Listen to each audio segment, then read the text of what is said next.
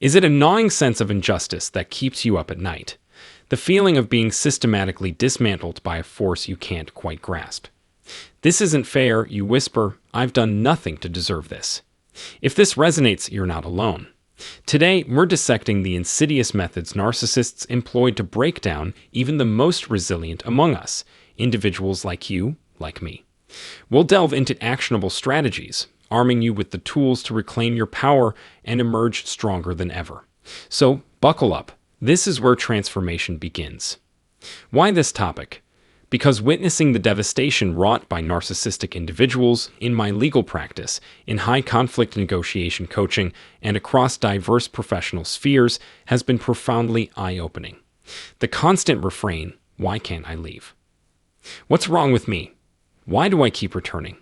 How do they get away with it? Echoes through the experiences of genuinely good people, ensnared in a manipulative web. Kind souls, decent individuals, grappling with the crushing weight of another's control. If this mirrors your reality, stay with me. We're unraveling the threads of this complex dynamic. But what precisely is this trauma bonding that feels so inescapable? It's a cruel alchemy, a cycle of manufactured highs and devastating lows designed to keep you tethered. This toxic cocktail, a blend of intense love bombing, calculated devaluation, and relentless manipulation, biochemically hijacks your brain. Dopamine surges, followed by a tidal wave of cortisol, the stress hormone. This volatile mix creates a physiological craving, a desperate pursuit of that fleeting dopamine rush, that momentary reprieve. Picture this. One moment, you're bathed in a torrent of praise, affection, and grandiose promises. You're elevated to an almost mythical status. The next, you're plunged into an abyss of cruelty, dismissal, and outright abuse, leaving you reeling. That's it. You declare, I'm done. Yet, just as you're poised to escape, the switch flips. The love bombing returns, a seductive mirage of change and reconciliation. They feed on hope. They thrive on the yearning for a better future. Imagine, after weeks of relentless gaslighting and criticism, flowers appear, declarations of undying love are whispered, and promises of transformation are made. Your brain, desperate for relief, clings to these fleeting moments of reprieve. Have you experienced this? If so, share your story in the comments. Simply type I have, and then elaborate on your experiences. Know that you are not alone, and your voice, your shared experience, can be a beacon of hope for others, and a powerful step in your own healing journey. Why do the most compassionate among us, those with hearts overflowing with empathy, find themselves ensnared in such destructive cycles? It's a cruel paradox. The very qualities that make you a good person, kindness, empathy, a desire to heal, become the weapons used against you. If you possess a history of past traumas, a lingering sense of incompleteness, the narcissist's initial grandiosity, their seemingly boundless affection, can feel like the missing piece you've longed for. They prey on those who yearn for wholeness, for connection, for the chance to love and nurture. These individuals seek out the compassionate, the loyal, the dedicated, those who give freely, without reservation. They exploit the innate human desire to believe in second chances, to see the good in others.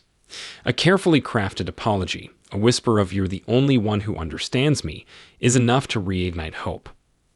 If you're a natural problem solver, they'll lean on you, become dependent on your ability to fix them, only to shift the blame when things inevitably go awry. You, in your compassionate heart, rationalize their behavior.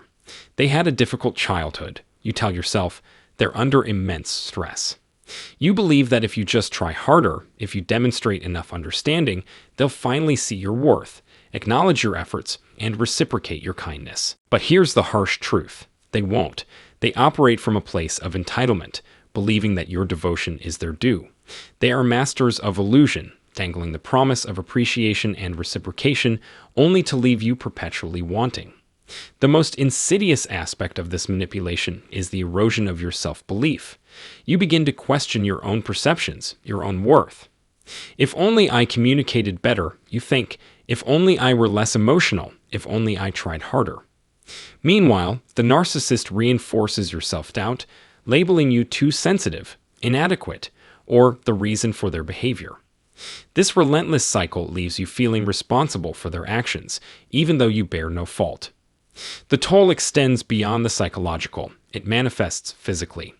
The constant state of hypervigilance, the feeling of walking on eggshells, leads to chronic stress, anxiety, depression, and a cascade of physical ailments. Headaches, digestive issues, insomnia. You become emotionally depleted, unable to find joy in the activities you once cherished, consumed by the toxic dynamic of the relationship. Does this resonate? Have you found yourself shouldering the blame for another's mistreatment? Share your experiences in the comments. Your voice can be a powerful catalyst for healing. How then does one sever these insidious ties? The journey to liberation begins with awareness, a recognition of the battlefield upon which you stand. By simply engaging with this information, you've already taken a crucial first step. Knowledge in this context is your most potent weapon. Acknowledge that what you're experiencing is not love, but carefully orchestrated manipulation. A healthy relationship does not leave you feeling perpetually confused, emotionally drained, trapped, or diminished.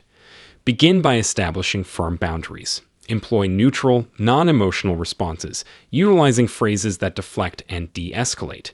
Consider phrases like, "I hear you," "I understand that's your perspective," "I acknowledge your opinion," or "Thank you for the feedback." These neutral responses serve to maintain distance and prevent emotional entanglement, keeping their issues firmly on their side of the divide. Healing is not a linear progression. It's a winding path marked by both forward strides and occasional setbacks. 2 steps forward, 1 step back, or perhaps even 2 steps back. This is the reality of recovery. Consider the experience of one of my clients who utilized the SATLA framework: strategy, leverage, anticipate, and you, to extricate herself from a toxic marriage. She meticulously documented every interaction, building leverage through the use of my magic leverage eye and crafting a strategic exit plan. This involved identifying patterns, creating summaries and timelines, and leveraging legal statutes. Today, she thrives, and so can you. Envision your ideal life. What does it look like? Take the time to journal about it, to articulate your desires. This act of visualization is the first step toward breaking free from the cycle of manipulation. Dedicate a moment each day to immerse yourself in this vision. What does it feel like? What sensations arise? Be specific and share your dream life in the comments. I'm eager to hear about the vision you hold for the life you deserve.